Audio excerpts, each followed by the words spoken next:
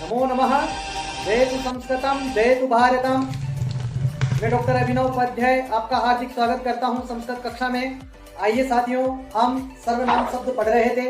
इनसे पीछे वाले वीडियो में आपने विभिन्न सर्वनाम शब्दों का परिचय जाना, जिनमें अस्मत् शब्द, युष्मात्, भव, तत्, एषः, एतत्, अदस्, इदम्, किम, यत् इत्यादि शब्दों के बारे में आपने जाना। उभ, इन शब्दों के बारे में आपने परिचय जाना और उन शब्द रूपों को आपने याद किया। निश्चित रूप से आपको वो सारे शब्द रूप याद भी होंगे।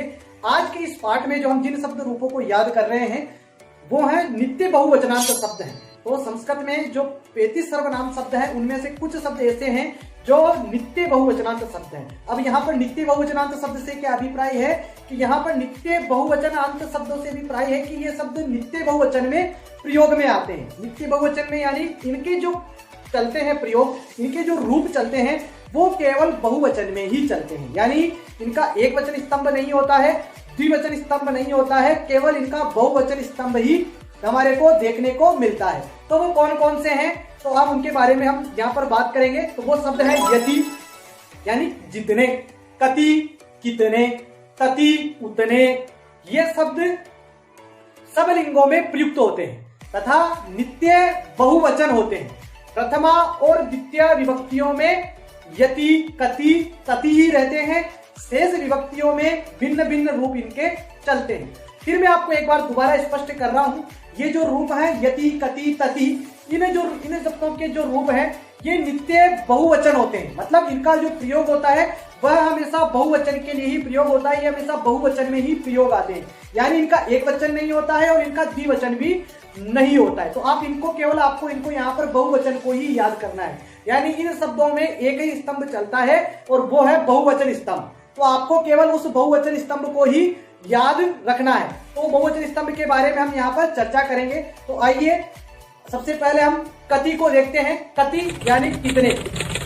बहुवचन स्तंभ प्रथमा विभक्ति से सप्तमी विभक्ति तक हम यहाँ पर अभ्यास करेंगे। एक वचन स्तंभ नहीं होता है, द्विवचन स्तंभ इनका नहीं होता है क्योंकि ये नित्य बहुवचन है। और पुल्लिंग, स्त्रीलिंग, नपुंसकलिंग सब में समान प्रयोग होता है। इनका कोई पुल्लिंग रूप नहीं है, स्त्रीलिंग, नपुंसकलिंग अलग से रूप नहीं है। तीनों लिंगों में यही रूप चलते हैं। तो आपको ये याद रखना है। कति, सबसे पहले हम कति का अभ्यास करते हैं। कति प्रथमा, कति द्वितीया, कतिभिः तृतीया, कतिभ्यः चतुर्थी, कतिभ्यः पंचमी, कतीनां षष्ठी, कतिषु सप्तमी। इसी को हम विपरीत क्रम में बोलते हैं। कतिषु, कतीनां, कतिभ्यः, कतिभिः, कति, कति। अब हमारे पास दूसरा शब्द है यति। ये भी बिल्कुल इसके समान ही है। यति का मतलब है जितने। यति, यति, यतिभिः तृतीया, यतिभ्यः चतुर्थी, यतिभ्यः पंचमी, यतीनां षष्ठी, यतिषु सप्तमी। अब इसी को हम विपरीत क्रम में बोलते हैं। मतलब विपरीत क्रम का अभिप्राय है सप्तमी विभक्ति से प्रथमा विभक्ति तक हम इनका प्रयोग करते हैं। यतिषु, यतीनां, यतिभ्यः, यतिभ्यः, यतिभिः, यति, यति।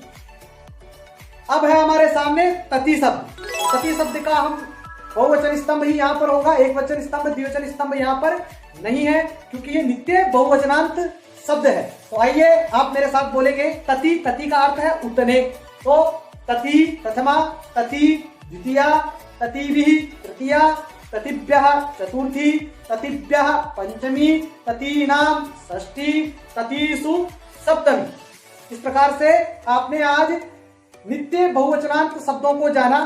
फिर मैं आपको बता रहा हूं यति, कति, तति ये जो शब्द हैं ये सब लिंगों में प्रयुक्त होते हैं। सब लिंगों से यहाँ अभिप्राय है कि ये एक पुल्लिंग, स्त्रीलिंग और नपुंसकलिंग यानी तीनों लिंगों में समान चलते हैं। जिस प्रकार से आपने देखा था अस्मत् शब्द और युष्मत् शब्द है ना, इनका कोई लिंग निर्धारण नहीं था, ये समान है।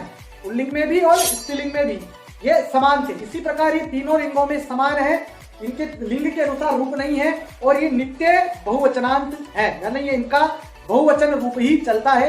जिस प्रकार पीछे के वीडियो में हमने लास्ट वाला, जिससे पहले वाला वीडियो था जो आपने देखा होगा, नहीं देखा है तो आप जरूर देखें। उसमें हमने वहां बताया था उभ शब्द, उभ यानी दोनों। तो वो कैसा शब्द था बताइए आप। जी बिल्कुल, वो नित्य द्विवचनांत पद था।